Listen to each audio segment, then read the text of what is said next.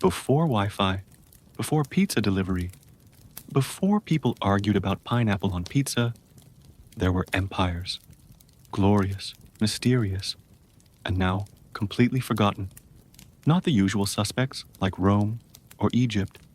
No, we're talking about the other empires. The ones that ruled for centuries and then vanished like your charger when you need it most. These were the empires of salt, snails, bubblegum, and bureaucratic confusion. Their stories are mildly thrilling, gently ridiculous, and historically flavored enough to make you feel smart while you drift off into dreamland. So grab your blanket, tuck in tight, and prepare to be bored in the most entertaining way possible. And hey, don't forget to like, subscribe, and let me know in the comments where you're watching from. Whether it's your bed, your couch, or the secret underground archives of Cluckistan, I want to know. The algorithm demands it. Where bureaucracy was king and paperwork was destiny, long ago, in a land nestled between two rivers that nobody bothered to name, there existed the mighty empire of Blorvia. It wasn't mighty in the traditional sense. No grand armies, no glittering palaces, no dramatic betrayals. No, Blorvia was mighty in one thing only: paperwork. Blorvians believed that every action, no matter how small, required documentation. Want to sneeze? Fill out Form S44. Thinking of blinking? That's a B12. Falling in love? That's a 300-page emotional disclosure packet, notarized by 3 witnesses and a goat. Their capital city, Stampgrad, was a sprawling metropolis of filing cabinets, rubber stamps, and queues that stretched into the horizon. The national anthem was just the sound of 1,000 people sighing in line. The leader's Blorvia was ruled by a council of senior clerks, each specializing in a different form. High Clerk of Triplicate, Forms Minister of Misfiled Documents, Grand Notary of Lost Receipts, the Emperor, his paperness. Fulderius IV once famously declared, "A nation without forms is a nation without soul." He was later buried with his favorite stapler. The military Blorvia's army was less about swords and more about stamps. Their elite unit, the Ink Battalion, could process a visa in under 3 weeks. Their war strategy involved sending strongly worded letters and hoping the enemy got bored. They once tried to invade a neighboring empire, but got stuck at customs. The downfall. Blorvia's collapse was slow, quiet, and deeply administrative. One day, someone accidentally filed the entire empire under miscellaneous. No one could find it again. The citizens wandered off, confused, clutching their birth certificates and wondering if they still existed. Today, historians believe Blorvia may still be out there, hidden in a dusty drawer, waiting to be rediscovered by someone brave enough to sort through the backlog in the lush, leafy heart of a jungle so dense even the parrots got lost. There once stood the mighty kingdom of Pachydan. It was a land of towering trees, endless vines, and a government run entirely by elephants. Yes, elephants. Not metaphorically, not symbolically, literally. The first ruler, Emperor Sir Tusculot the Wise, was elected after accidentally sitting on the previous monarch during a parade. The people took it as a sign, and thus began the age of elephantocracy. The government Pachydan's parliament was called the Trunk Assembly, where laws were passed by trumpet blasts and trunk gestures. Debates were slow, mostly because it took 3 hours for an elephant to walk from one end of the chamber to the other. Their constitution was carved into a giant tree trunk, which unfortunately got eaten by termites during a heated debate about peanut tariffs. The economy bananas were currency. Mangoes were considered luxury items. Inflation occurred when a rogue monkey gang started counterfeiting fruit by painting rocks yellow. Trade negotiations were conducted by placing fruit offerings in ceremonial baskets and waiting for the elephants to nod approvingly. If they stomped, it meant war or indigestion. Historians aren't sure. The military. The Pachydonian army was majestic. Armored elephants with feathered helmets and ceremonial capes marched proudly through the jungle. Their battle cry, a synchronized trumpet blast that startled birds as far as 3 empires away. They never actually fought anyone, mostly because no one wanted to mess with elephants wearing capes. The downfall. The end came not with a bang, but with a migration. One day, the elephants simply decided they'd had enough of politics and wandered off in search of quieter pastures and better fruit. The humans tried to take over, but without trunks, they couldn't pass legislation. The kingdom dissolved into a series of fruit stands and mildly confused historians. Today, Pachydon is remembered only in jungle whispers and the occasional banana-shaped monument nestled between 2 very thirsty deserts and 1 mildly confused coastline. The empire of Nimbala was built entirely on salt, not metaphorically, literally. Salt was their currency, their building material, their fashion statement, and their national snack. The Nimbalans believed salt was sacred. Their founding myth claimed the first emperor, Salazar the Seasoned, was born from a salt crystal that fell from the sky during a thunderstorm and landed directly into a soup pot. The architecture buildings were made of compressed salt bricks. The royal palace, known as the Citadel of Crystals, sparkled in the sun and burned the retinas of anyone who looked directly at it. Tourists were issued sunglasses and a complimentary bottle of water. Unfortunately, the plumbing was also made of salt. You can guess how that went. The culture Nimbalan fashion was minimalist, mostly robes dusted with salt and sandals that left crunchy footprints. Their national dance, the salt shuffle, involved sliding across salted floors while humming in monotone. Their cuisine? Salty. Their music? Salty. Their poetry? Surprisingly spicy, but still salty. The military. The Salt Guard was feared across the region, not for their combat skills, but for their ability to dehydrate enemy forces simply by standing nearby. Their armor was made of salt plates, which unfortunately dissolved during rainy season. Their greatest battle was against the Hydration Horde, a coalition of neighboring empires armed with water balloons. It was a soggy defeat. The downfall. It came, as you might expect, with rain.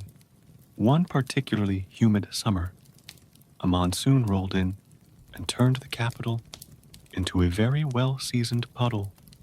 Citizens tried to rebuild, but their blueprints had dissolved.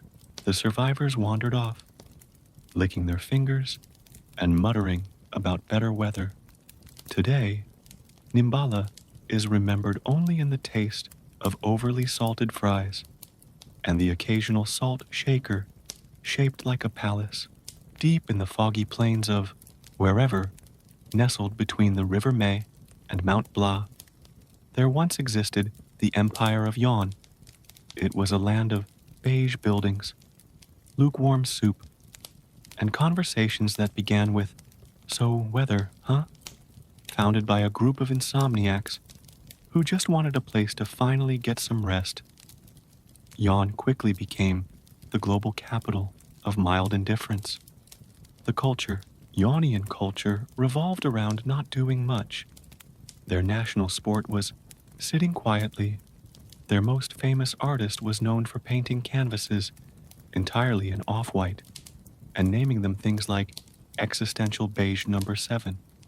Their literature consisted of 800-page novels where nothing happened.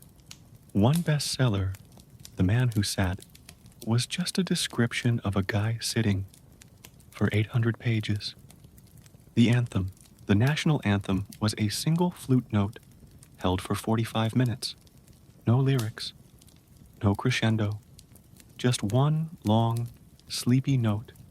It was banned in neighboring countries for causing spontaneous naps.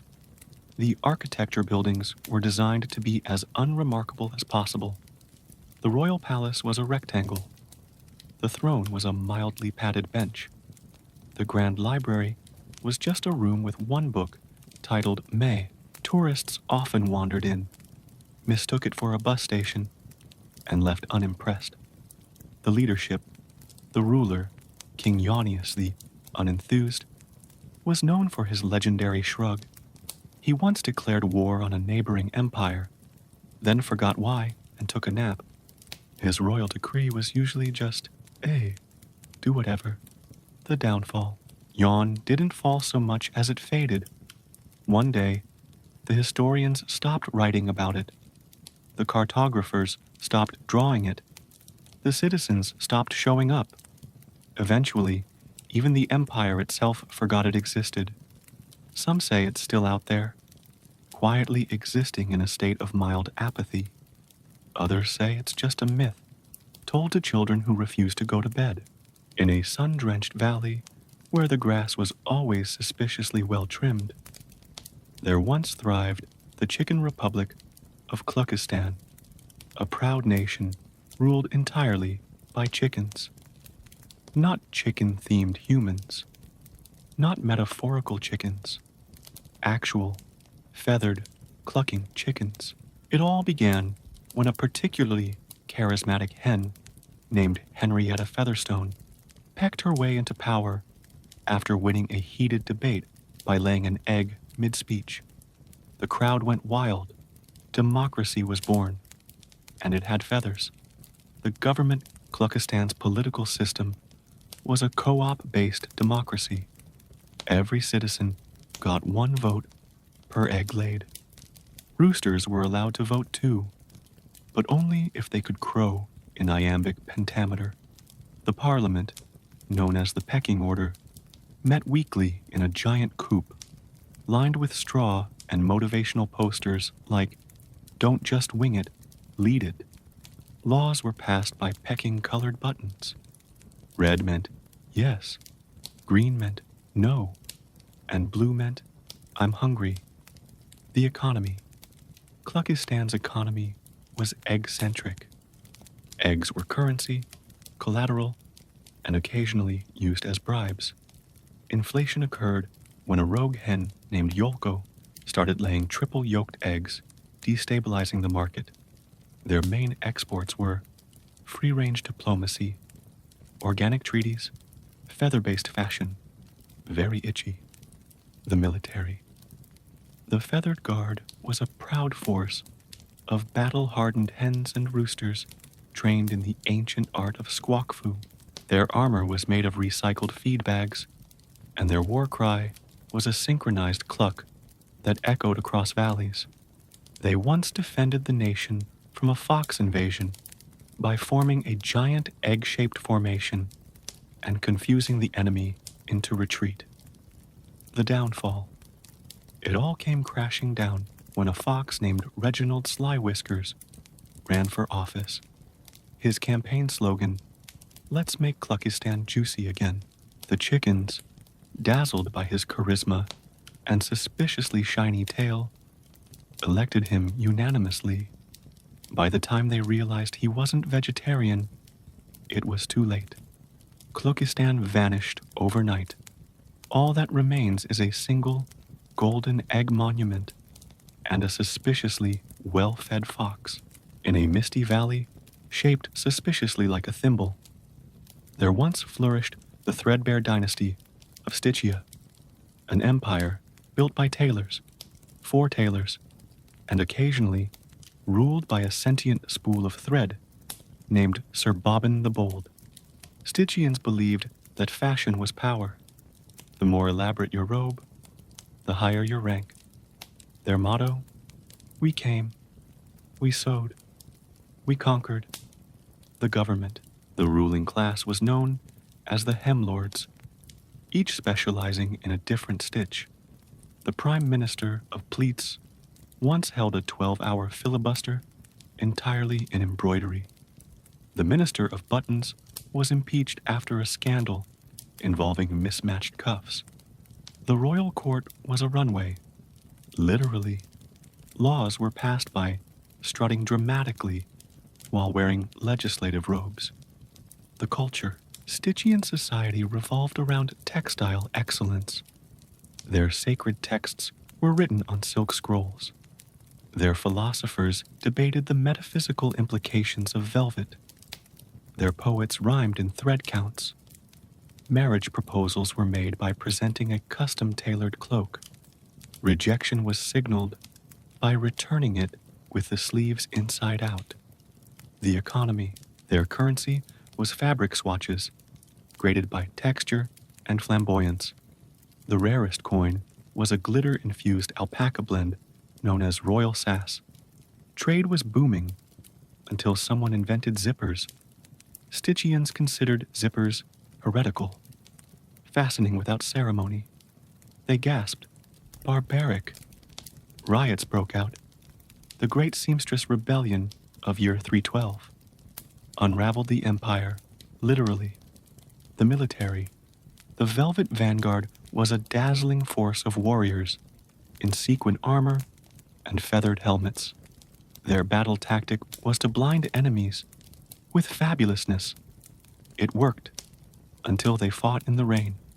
Their final battle, the War of the Wet Wool, ended in soggy defeat and a nationwide shrinkage crisis. The downfall Stygia fell when a rogue tailor introduced elastic waistbands. The population, seduced by comfort, abandoned ceremonial robes and embraced sweatpants. The empire collapsed under the weight of casual wear.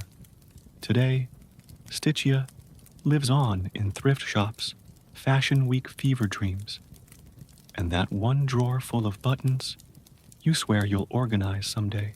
In a windswept land where the soil was mostly gravel and the national bird was a pigeon with commitment issues, there once stood the Pebble Confederation, a proud alliance of villages united by their love of small, round rocks, founded by a visionary named Granitus the Mild, who once tripped over a pebble and declared it divine. The Confederation believed that every citizen should carry a sacred pebble at all times. It was a symbol of identity, loyalty, and mild lower back pain. The government. The ruling council was known as the Rock Cabinet, composed of the Chancellor of Gravel, the Minister of Smoothness. The High Priest of Skipping Stone's laws were carved into pebbles and distributed via slingshot. Court cases were settled by comparing pebble shininess. The shinier pebble always won. The culture pebble art was the highest form of expression. Citizens sculpted miniature monuments, arranged pebbles into mosaics, and occasionally held competitive pebble stacking tournaments. The record was 17 pebbles high before a sneeze ruined everything. Their national holiday, Stonemass, involved exchanging pebbles and pretending to be excited about it. The economy. Pebbles were currency, but only if they met strict criteria. Roundness rating above 7.2. No visible cracks. Must feel right. When held dramatically, counterfeit pebbles were a serious crime. One scandal involved a rogue merchant selling painted walnuts. He was sentenced to 30 days in the rock pit of shame, where he had to sort gravel by emotional energy. The military. The Stone Guard was a force of elite pebble throwers, trained in the ancient art of plunk fu. Their armor was made of chainmail and reinforced with decorative rocks glued on for intimidation. They once defended the Confederation from a sandstorm by collectively lying down and hoping it would pass. The downfall. It all ended when someone, historians disagree on who, dropped the sacred pebble of unity into a river. Panic ensued. Citizens searched for it for 37 years before realizing they'd been looking in the wrong river. Without their symbolic stone, the Confederation crumbled. Villages split, alliances dissolved, and people started collecting bottle caps instead.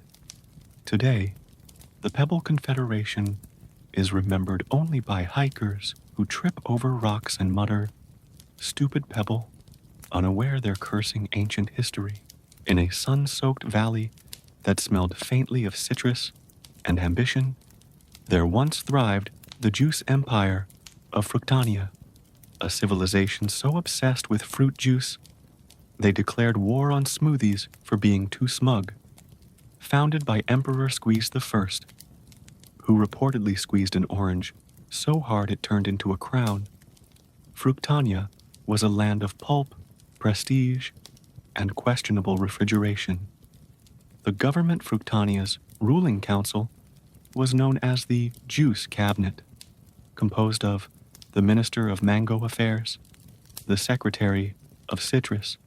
The high pulp chancellor laws were passed by pouring juice into ceremonial goblets and watching how it swirled. If it formed a spiral, the law was approved. If it formed a blob, it was vetoed. If it fizzed, someone had accidentally fermented it and was sent to the cellar of shame. The culture Fructanians believed that every fruit had a personality. Pineapples were noble, grapes were sneaky, bananas were comedians, kiwis were introverts. Their national sport was juice jousting, where contestants tried to squirt juice the farthest using only their elbows. The record was 14 feet and a sticky referee. Their art, entirely made from dried fruit peels. Their music, composed using hollowed-out melons. Their poetry, rhymed in puns like, "You're the zest I ever had." The economy juice was currency. The more exotic the blend, the richer you were.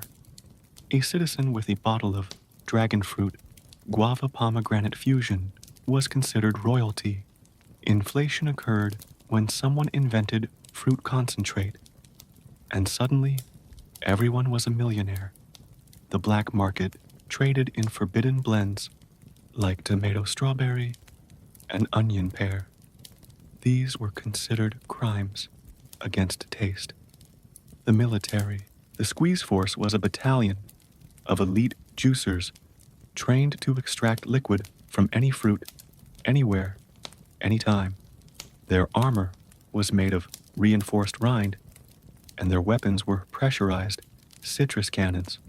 They once defeated an invading army by launching a surprise ambush with grapefruit grenades. The enemy surrendered, mostly out of confusion. The downfall. It came during the Great Juice Spill of year 412, when a massive vat of royal nectar burst during a parade. Streets flooded. Citizens slipped. The emperor was last seen floating away on a pineapple raft, waving solemnly. The survivors tried to rebuild, but the ants had already claimed the ruins. Today, Fructania lives on in juice boxes, sticky memories, and that one friend who insists on adding kale to everything. In a misty marshland where time itself seemed to yawn, there once crept the sluggish realm of Snailer, an empire so slow, its national motto was, "We'll get there eventually."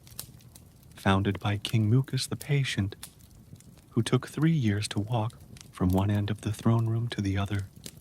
Snailer was a land of deliberate decisions, extended pauses, and ceremonial naps between sentences. The government, Snailer's ruling body, was the Council of Crawl, which met once a year to to discuss one topic. Meetings lasted months. Debates were held in slow motion. Voting involved sliding a pebble across a mossy table and waiting for it to reach the other side. The royal decree was delivered via snail mail. Literally, messages were attached to royal snails and sent across the kingdom. Most arrived decades later, often after the law had already expired. The culture Snailorians valued patience, moisture, and quiet contemplation. Their art was made from dewdrops and moss. Their music was ambient swamp sounds played at half speed. Their dances involved gentle swaying and dramatic blinking. Their national pastime was watching paint dry, followed closely by watching snails watch paint dry. The economy, the currency, was slime credits, which were tracked by how much goo a citizen could produce in a week. Inflation was rare, but when it happened, it was very sticky. Trade was slow. One famous caravan took 47 years to deliver a single cabbage. It arrived fermented, but was declared a delicacy and immediately added to the royal menu. The military, the shell guard, was a force of armored snails trained in passive resistance. Their battle strategy was to slowly ooze toward the enemy while humming lullabies. Most invaders gave up out of sheer boredom. Their greatest victory was against the hyper-fast horde, who got lost in the marsh and accidentally declared war on themselves. The downfall snailer didn't collapse. It gradually faded. One day, the citizens decided to take a collective nap. They never woke up. Historians believe they're still sleeping, somewhere beneath the moss, dreaming of slightly faster days. Today, Snailer is remembered in the slow drip of a leaky faucet, the gentle crawl of garden snails, and the feeling you get when your internet buffers for no reason.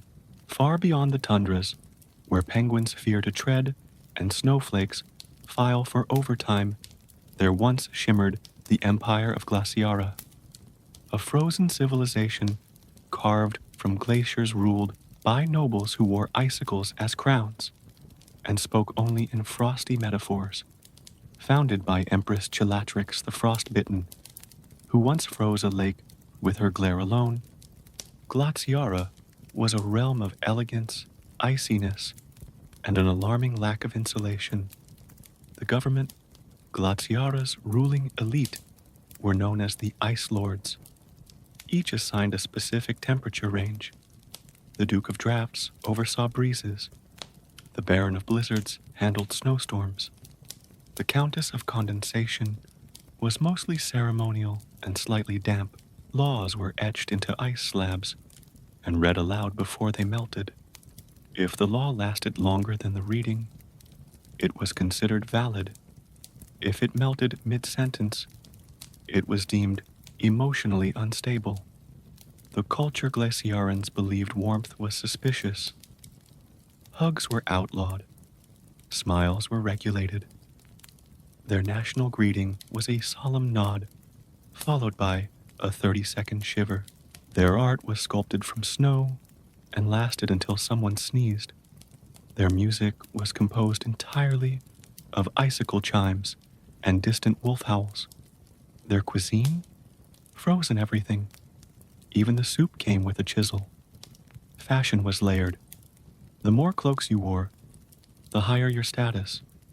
The royal tailor once collapsed under the weight of a 47-layer ceremonial robe. The economy. Ice was currency. The clearer the ice, the more valuable. Frosted ice was considered counterfeit. Trade involved sliding blocks across frozen canals and hoping they didn't melt en route. Their greatest export was chill, both literal and emotional. Their biggest import was regret. The military.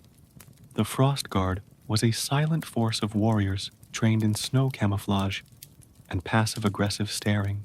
Their armor was made of compacted snowflakes, and their weapons included icicle spears, and frozen sarcasm. They once won a battle by standing very still and letting the enemy slip on their own enthusiasm. The downfall. It came during the Great Thaw of year 612, when a sudden warm breeze, possibly caused by a rogue sunbeam, melted half the capital. Citizens panicked. The royal sleds sank. The Empress was last seen floating away on a block of ceremonial ice, sipping frozen tea. The survivors tried to rebuild, but the snow had trust issues. Today, Glaciara lives on in freezer burn, awkward silences, and that one friend who always says, "I'm not mad, I'm just cold," in a shadowy valley where the sun was considered rude and garlic was a banned substance.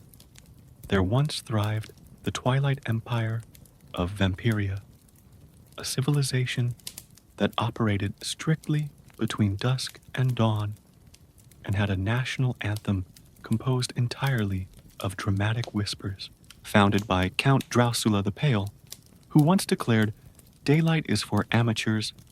Vampiria was a realm of elegance, mystery, and SPF 10,000.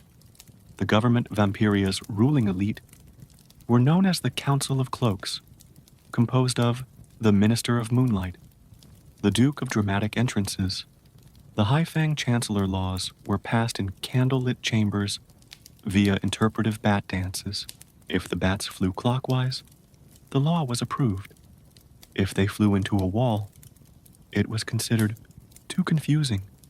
Daylight meetings were strictly forbidden. Anyone caught scheduling a brunch was exiled to the land of eternal tan.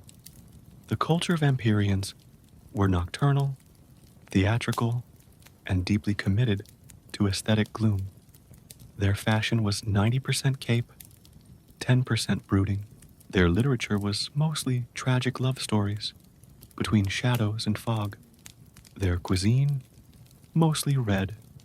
Their hobbies, staring dramatically from balconies, writing poetry about moonlight, and pretending not to be jealous of werewolves.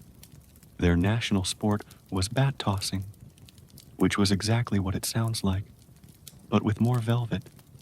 The economy blood was currency, but only metaphorically.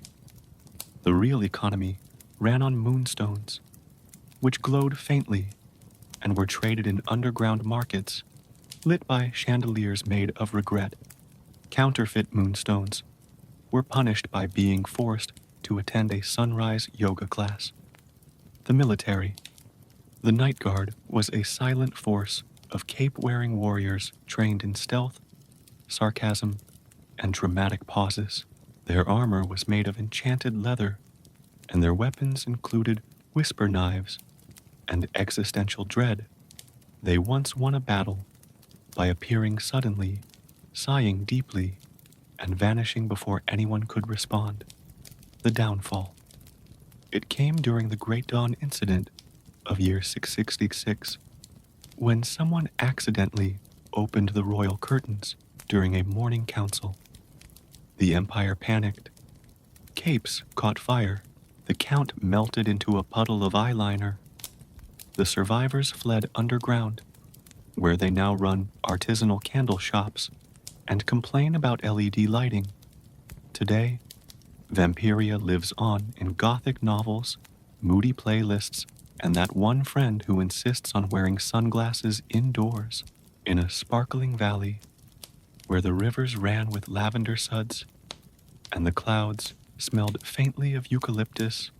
There once gleamed the soap kingdom of Letheria, a civilization so obsessed with cleanliness they banned dirt dust and anything that wasn't lemon-scented. Founded by Queen Bubbles the Immaculate, who once declared war on grime by throwing a loofah at a muddy diplomat, Letheria was a realm of hygiene-related rituals, and ceremonial hand-washing that lasted longer than most weddings.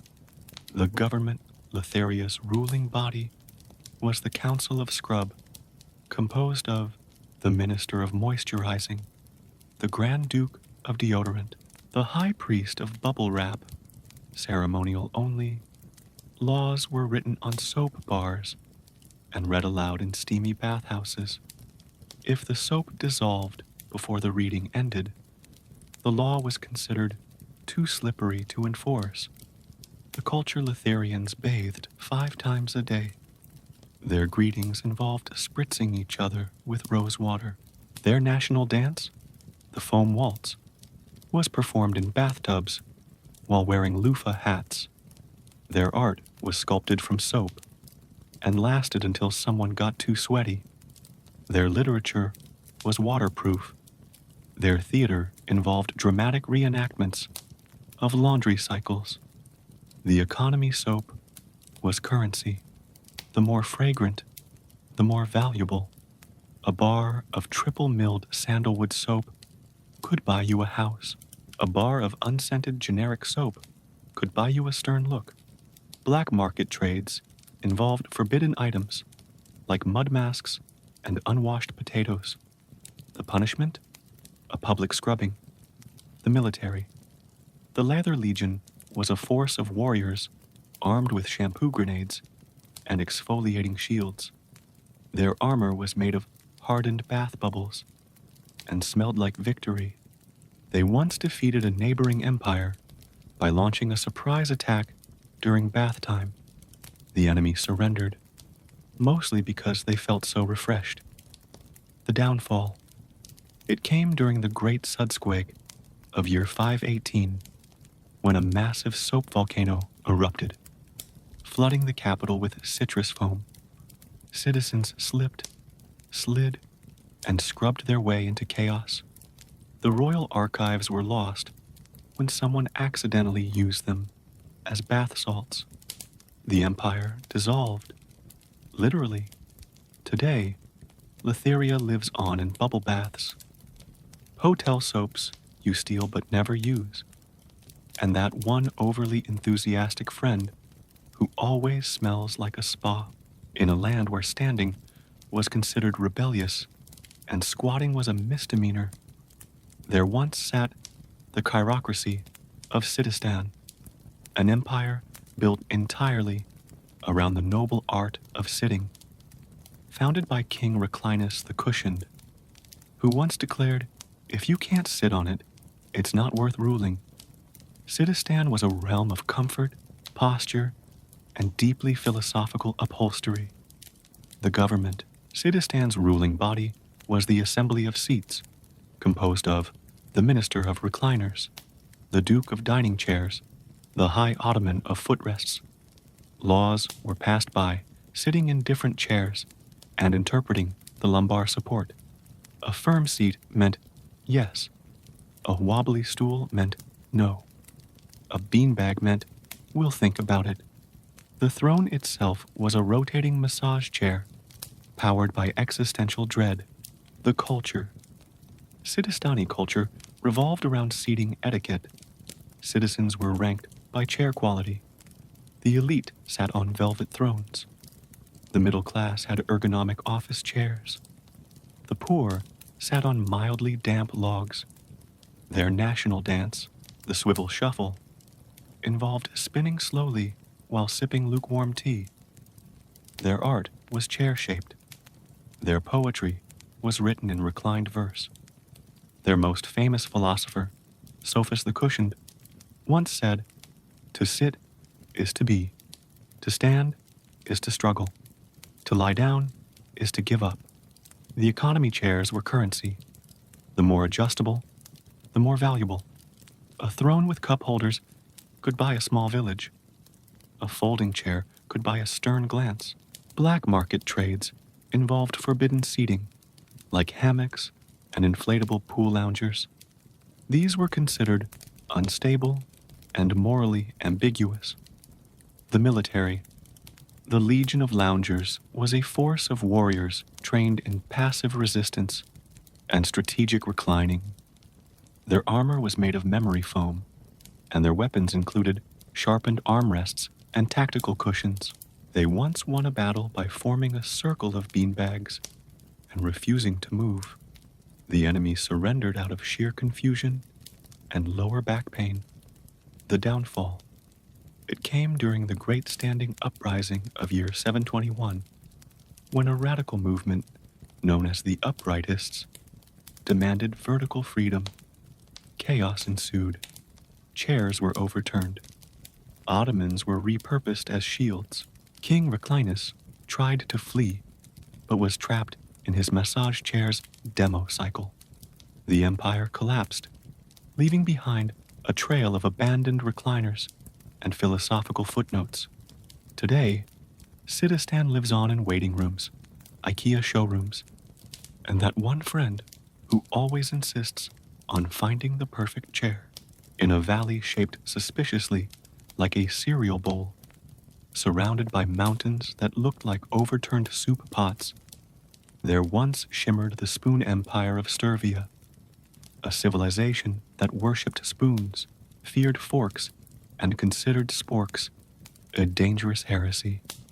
Founded by Queen Ladle the Graceful, who once stirred a pot so majestically it was declared a religious experience, Sturvia was a realm of elegance, round edges, and ceremonial scooping. The government Sturvia's ruling body was the Council of Curvature, composed of the Minister of Soup, the Duke of Dessert, the High Polisher of silverware. Laws were passed by stirring symbolic pots. If the spoon clinked, the law was approved. If it splashed, it was rejected. If it stirred counterclockwise, it was considered too spicy. The royal seal was a golden ladle engraved with the phrase, "We scoop, therefore we rule." The culture. Sturvians believed that spoons were the perfect tool, gentle, versatile, and non-threatening. Forks were banned for being stabby. Knives were considered aggressive. Chopsticks were labeled confusing. Their art was spoon-shaped. Their music was played on tuned ladles.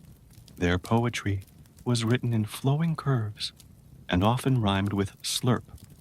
Their national sport was spoon balancing, where athletes balanced spoons on various body parts while reciting culinary philosophy. The economy spoons were currency. The shinier, the richer. A platinum soup spoon could buy a mansion. A bent teaspoon could buy a stern lecture. Counterfeit spoons were a serious crime. One scandal involved a rogue merchant selling polished bottle caps. He was sentenced to 30 days in the dish pit of reflection, where he had to contemplate his choices while scrubbing pots. The military. The Stirring Guard was a force of spoon-wielding warriors, trained in the ancient art of ladlefu. Their armor was made of reinforced napkins, and their battle cry was a synchronized slurp. They once defeated an invading fork army by launching a surprise pudding offensive. The enemy retreated, sticky and humiliated. The downfall. It came during the Great Fork Rebellion of year 888, when a rebel named Taeneus, the Pointy, smuggled a fork into the royal kitchen. Chaos erupted. Spoons were flung. Custards were spilled. Queen Ladle was last seen riding a gravy wave into exile. The empire collapsed under the weight of divided cutlery. Today, Sturvia lives on in soup commercials, awkward utensil drawers, and that one friend who insists on eating cake with a spoon for the texture. In a pastel-colored valley where the trees smelled faintly of artificial strawberry and the birds chirped in bubble pops, there once bounced the bubblegum dynasty of Chulonia, a kingdom built on chewiness, ruled by flavor, and held together by the thinnest layer of minty ambition. Founded by Queen Gumbella the Elastic, who once blew a bubble so large it shaded the entire capital. Chulonia was a realm of joy, stickiness, and questionable dental hygiene. The government. Chulonia's ruling body was the Council of Stretch, composed of the Minister of Mint, the Duke of Tutti Frutti, the High Pop Chancellor laws were written on gum wrappers and passed by bubble size. A bubble over 12 inches meant approved. A bubble that popped prematurely meant rejected. A bubble that floated away meant, we'll never speak of this again. The royal seal was a pink spiral, embossed with the phrase, in Chew we trust. The culture. Chulonians believed that chewing was a sacred act. Citizens were required to chew at least 3 hours a day. Their national greeting was a synchronized snap. Their art was sculpted from chewed gum and displayed on lampposts. Their music was composed of rhythmic chewing and occasional squeaks. Their poetry was sticky and often rhymed with goo. Their most famous philosopher, Platoon of Peppermint, once said, life is a bubble. Expand it, savor it, and try not to get it in your hair. The economy. Bubblegum was currency. The longer it lasted, the more valuable. A piece of triple-layered cinnamon swirl could buy a mansion. A stale stick of spearmint could buy a disappointed glance. Counterfeit gum was a serious offense. One scandal involved a merchant selling rubber bands dipped in syrup. He was sentenced to 30 days in the Chamber of Chew, where he had to chew through bureaucracy. The military. The Pop Guard was a force of gum-slinging warriors trained in the ancient art of chew-jitsu. Their armor was made of hardened gum shells, and their weapons included slingshots loaded with sticky justice. They once won a battle by launching a surprise bubble barrage that glued the enemy to their own horses. The downfall. It came during the great unwrapping of year 999, when a heat wave melted the royal gum reserves. Citizens panicked. Shoes stuck to streets. The queen was last seen floating away inside a giant bubble, waving and humming the national anthem through her molars. The survivors tried to rebuild, but everything was too sticky. Today, Chulonia lives on in vending machines, under school desks, and that one friend who insists on chewing loudly during movies, in a golden meadow that shimmered like a breakfast commercial and hummed like a motivational speaker. Trapped in a jar, there once thrived the buzzing empire of Byzantium, a civilization ruled by bees, built by bees, and occasionally allergic to its own success. Founded by Queen Nectarina, the pollen blessed, who once negotiated peace by doing a waggle dance so persuasive it made a diplomat cry. Byzantium was a realm of order, sweetness, and an alarming number of hexagons. The government, Byzantium's ruling body, was the Royal Hive Council, composed of the Minister of Buzz, the Duke of Drone Affairs, the High Comb Architect. Laws were passed through waggle diplomacy, a system where officials danced in figure eights to express policy. If the dance ended with a loop, the law was approved. If it ended with a sting, it was vetoed. The throne was a sticky mound of royal jelly, guarded by bees with tiny monocles. The culture. Byzantines lived by the code of the comb, a sacred doctrine that emphasized teamwork, loyalty, and never skipping leg day. Their art was made from pollen. Their music was a symphony of synchronized buzzing. Their poetry was written in flower petals and smelled amazing. Their national sport was pollen ball, a game involving airborne passes, mid-flight tackles, and frequent sneezing. Their most famous philosopher, Buzzifer the Wise, once said, "To sting is to speak, to dance is to lead, to nap in a flower is to truly live." The economy. Honey was currency. The darker the honey, the richer you were. A jar of wildflower blend could buy a mansion. A spoonful of clover honey could buy a polite nod. Counterfeit honey was a serious crime. One scandal involved a merchant selling syrup dyed with optimism. He was sentenced to 30 days in the sticky stocks, where he had to explain himself to angry bees. The military. The swarm guard was a buzzing battalion of elite bees trained in aerial maneuvers and passive-aggressive pollination. Their armor was made of wax, and their weapons included stingers sharpened by centuries of sass. They once defended the empire from a bear invasion by forming a giant bee-shaped cloud and humming the national anthem in minor key. The downfall. It came during the Great Smoke Incident of year 1001, when a rogue beekeeper accidentally triggered a mass nap. The bees fell asleep mid-flight. The queen was last seen floating gently into a tulip, whispering, "Buzz on, my darlings." The survivors scattered, forming underground honey clubs and passive-aggressive gardening societies.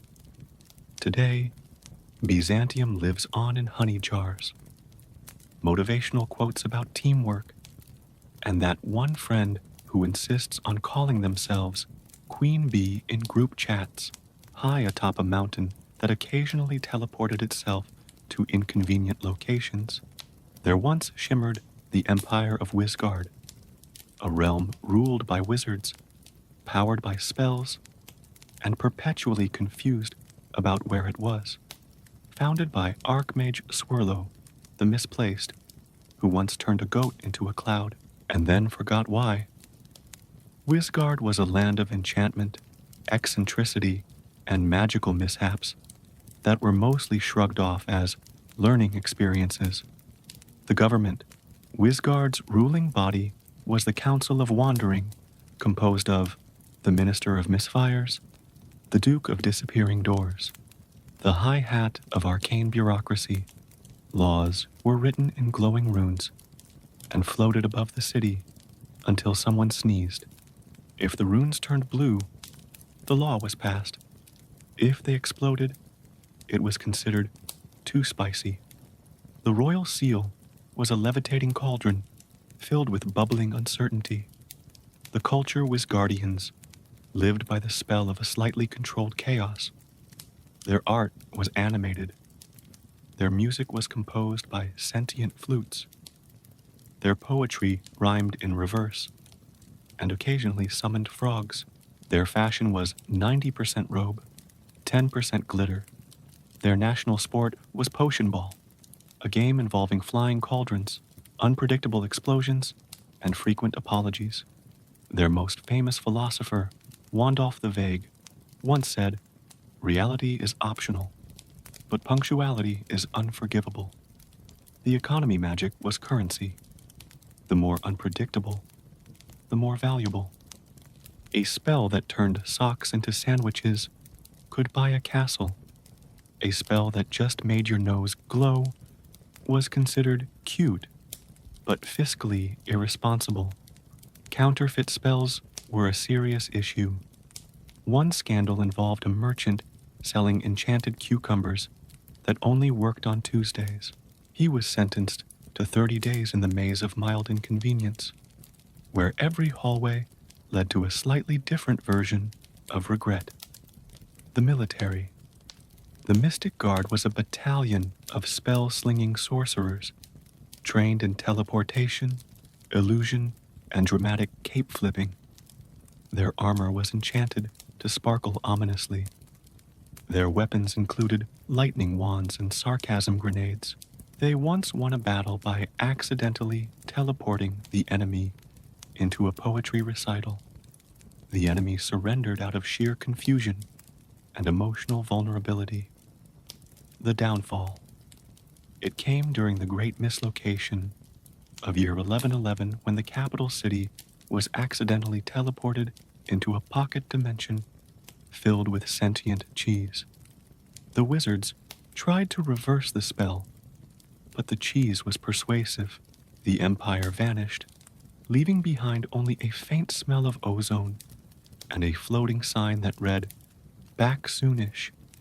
Today, Wisgard lives on in fantasy novels, misfired GPS signals, and that one friend who insists they totally saw a dragon once in a valley shaped like a ladle and surrounded by mountains that looked suspiciously like tortilla chips. There once simmered the Empire of Saucia, a civilization devoted to sauces, seasonings, and the sacred art of just enough spice to raise an eyebrow but not a sweat, founded by Emperor Jalapeno, the lukewarm, who once declared, "We shall never burn tongues, only tickle them." Saucia was a realm of culinary diplomacy, flavorful politics, and a national obsession with paprika. The government Saucia's ruling body was the Spice Council, composed of the Minister of Marinades, the Duke of Dips, the High Priest of Paprika. Laws were passed by tasting ceremonial sauces. If the sauce made you say, it was approved. If it made you cry, it was banned. If it tasted like regret, it was sent to the flavor dungeon for reseasoning. The royal seal was a spoon dipped in mystery sauce, guarded by chefs with flaming ladles. The culture Saucian culture revolved around culinary expression. Their art was edible. Their music was composed of sizzling sounds and rhythmic chopping. Their poetry was written in chili oil and smelled like ambition. Their national sport was spice ball, a game involving tossing spice packets into boiling pots while blindfolded. The winner was whoever didn't sneeze. Their most famous philosopher, Kyeneth the Thoughtful, once said, "Life is a stew. Stir it gently, season it wisely, and never trust blandness." The economy. Sauces were currency. The more complex the flavor, the richer you were. A bottle of aged mango chipotle glaze could buy a palace. A packet of ketchup could buy a polite shrug. Counterfeit sauces were a serious crime. One scandal involved a merchant selling colored water with zesty written on the label. He was sentenced to 30 days in the boil box, where he had to stir soup and reflect on his choices. The military. The Saucers of Justice were a battalion of flavor warriors trained in spice warfare and tactical seasoning. Their armor was made of hardened tortillas, and their weapons included ladle launchers and pepper grenades. They once defeated an invading bland army by unleashing a wave of garlic aioli. The enemy fled, overwhelmed by flavor and existential seasoning. The downfall. It came during the great over-seasoning of year 1212, when a royal chef accidentally added 400 ghost peppers to the emperor's breakfast. The palace burst into flames. Citizens panicked. The emperor was last seen running toward a lake, screaming, "Too much zest." The survivors tried to rebuild, but the spice lingered in the air for decades. Today, Saucia lives on in hot sauce bottles, food truck menus, and that one friend who says, "I like it spicy," but cries after one jalapeno. In a valley so acoustically perfect that even whispers came back with commentary, there once resounded the Empire of Echo, a civilization built on repetition, ruled by reverberation, and occasionally interrupted by its own voice, founded by Emperor Echoicus the Redundant, who once gave a speech so long it looped back on itself. Echo was a realm of sound, symmetry, and ceremonial déjà vu. The government Echo's ruling body was the Council of Repetition, composed of the Minister of Echo, the Duke of Reverb, the High Chancellor of saying things twice. Laws were passed by saying them 3 times. If the third repetition came back louder, the law was considered enthusiastically approved. If it came back sarcastic, it was vetoed. If it didn't come back at all, it was considered too shy. The royal seal was a megaphone carved from marble, engraved with the phrase, "We hear you, we hear you, we hear you." The culture echoans believed that everything deserved a second chance and a third opinion. Their greetings involved repeating each other's names until someone forgot why they started. Their art was mirrored. Their music was composed of loops, delays, and accidental remixes. Their national sport was echo tag, where players shouted their names and chased the sound. The winner was whoever caught their own voice first. Their most famous philosopher, Repetitus the Reverberant, once said, "Truth echoes, lies fade, and dinner is served when the third bell rings." He was later quoted by himself. Twice, the economy sound was currency. The louder the sound, the richer you were. A perfectly timed echo could buy a mansion. A muffled grunt could buy a confused glance. Counterfeit echoes were a serious crime. One scandal involved a merchant selling pre-recorded echoes. He was sentenced to 30 days in the Hall of Hollow Whispers, where every word came back slightly judgmental. The military. The resonant guard was a force of sonic warriors trained in shout-fu and echo manipulation. Their armor was made of polished obsidian, and their weapons included sonic boomerangs and tactical feedback loops. They once won a battle by shouting, "Surrender," so loudly it echoed into the enemy's dreams. The downfall. It came during the Great Silence of year 1313, when a mysterious fog rolled in and absorbed all sound. The empire panicked. Citizens shouted into jars. The emperor was last seen yelling, "I'm still relevant," into a canyon that never replied. The survivors wandered off, whispering to themselves and hoping someone would answer. Today, echo lives on in empty auditoriums, awkward Zoom calls, and that one friend who repeats your joke louder and gets all the credit. In a valley shaped like a pillow and surrounded by mountains that looked suspiciously like unmade beds there, once dozed the empire of Snoozia, a civilization built on naps, ruled by dreams, and powered entirely by the gentle hum of bedtime lullabies. Founded by Queen Yana the Drowsy, who once fell asleep during her own coronation and was crowned with a blanket, Snoozia was a realm of peace, comfort, and a national bedtime that began at 4 p.m. The government, Snoozia's ruling body, was the Council of Cushions, composed of the Minister of Mattress Affairs, the Duke of Duvets, the High Snuggler of Sleep Policy laws, were passed by unanimous yawns. If everyone yawned at once, the law was approved. If someone snored mid-vote, it was considered deeply endorsed. If anyone stayed awake, the law was postponed until nap time. The royal seal was a teddy bear, wearing a crown and holding a tiny scroll that read, "Let there be rest." The culture Snoozians believed that rest was sacred. Their art was painted in pastel dreams. Their music was composed of harp whispers and ambient cloud noises. Their poetry was written in sleep talk and often rhymed with "mmm." Their national sport was blanket folding, judged on fluffiness and emotional warmth. Their fashion was 90% pajamas, 10% eye masks.